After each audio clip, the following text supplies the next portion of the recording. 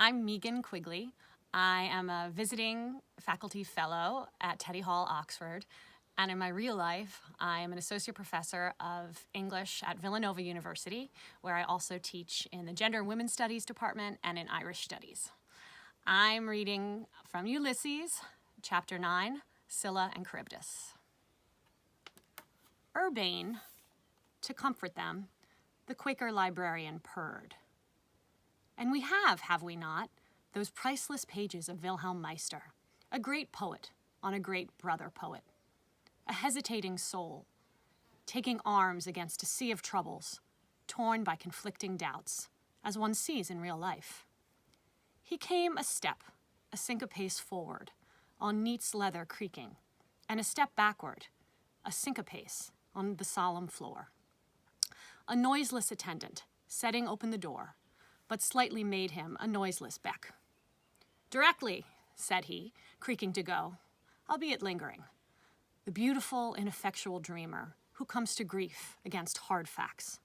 One always feels that Goethe's judgments are so true in the larger analysis.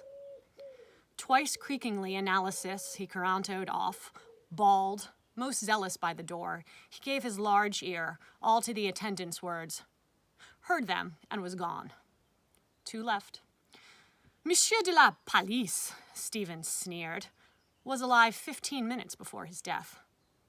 "Have you found those 6 brave medicals?" John Ingleton asked with elder's gall, "to write Paradise Lost at your dictation? The sorrows of Satan, he calls it." Smile. Smile Cranley's smile. First he tickled her, then he patted her, then he passed the female catheter. First he was a medical, jolly old I feel you would need one more for Hamlet. 7 is dear to the mystic mind. The shining 7, W.B. calls them. Glitter-eyed, his rufous skull close to his green-capped desk lamp, sought the face, bearded amid dark greener shadow. An olive, holly-eyed. He laughed low, a sizar's laugh, of Trinity, unanswered. Orchestral Satan, weeping many a rude, tears such as angels weep, ed eli avia del cul fato trombeta. He holds my follies hostage. Cranley's 11 true Wickelmen to free their sireland, gap-toothed Kathleen, her 4 beautiful green fields, the stranger in her house. And one more to hail him, Ave, Rabbi, the Tinahely 12. In the shadow of the glen he coos for them. My soul's youth I gave him, night by night. Godspeed, good hunting. Mulligan has my telegram. Folly, persist. Our young Irish bards, John Ingleton censured, have yet to create a figure which the world will set upon Saxon Shakespeare's Hamlet, though I admire him, as old Ben did, on this side idolatry.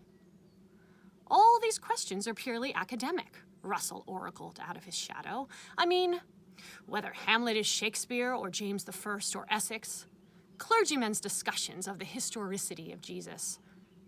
Art has to reveal to us ideas, formless, spiritual essences.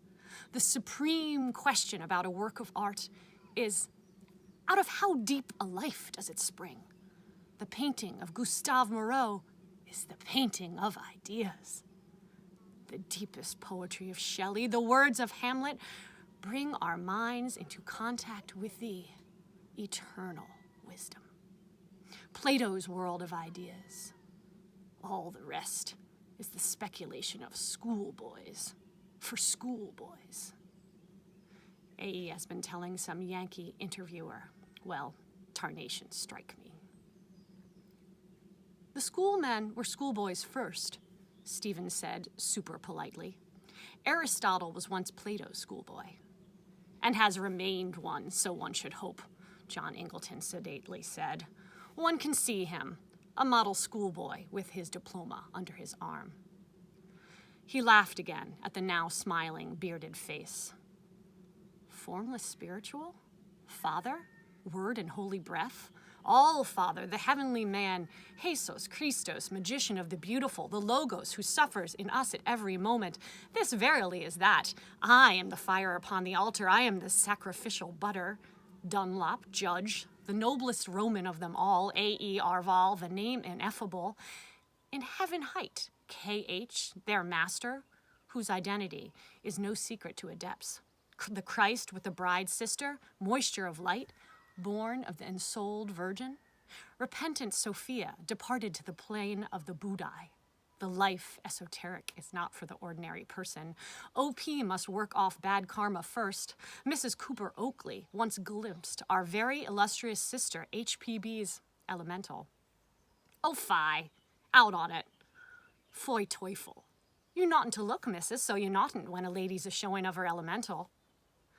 Mr. Best entered, tall, young, mild, light.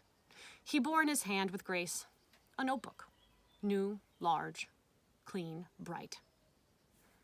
That model schoolboy, Stephen said, would find Hamlet's musings about the afterlife of his princely soul, the improbable, insignificant and undramatic monologue, as shallow as Plato's.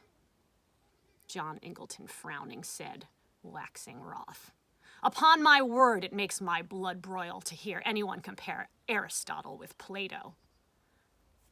Which of the two, Stephen asked, would have banished me from his commonwealth? Unsheath your dagger definitions. Hoarseness is the whatness of all horse. Streams of tendency and eons they worship. God, noise in the street, very peripateutic. Space, what you damn well have to see. Through spaces smaller than red globules of man's blood, they creepy crawl after Blake's buttocks into eternity, of which this vegetable world is but a shadow. Hold to the now, the here, through which all futures plunges to the past. Mr. Best came forward, amiable, towards his colleague. Haynes is gone, he said. Is he? I was showing him Jubenvale's book. He's quite enthusiastic, don't you know, about Hyde's love songs of Connacht. I couldn't bring him to hear the discussion. He's gone to Gill's to buy it. Bound thee forth, my booklet, quick, to greet the cawless public. Writ, I ween, 'twas not my wish, in lean, unlovely English. The peat smoke is going to his head, John Ingleton opined. We feel in England. Penitent thief. Gone. I smoked his baccy. Green, twinkling stone. An emerald set in the ring of the sea. Happy Bloomsday from the Rosenbach.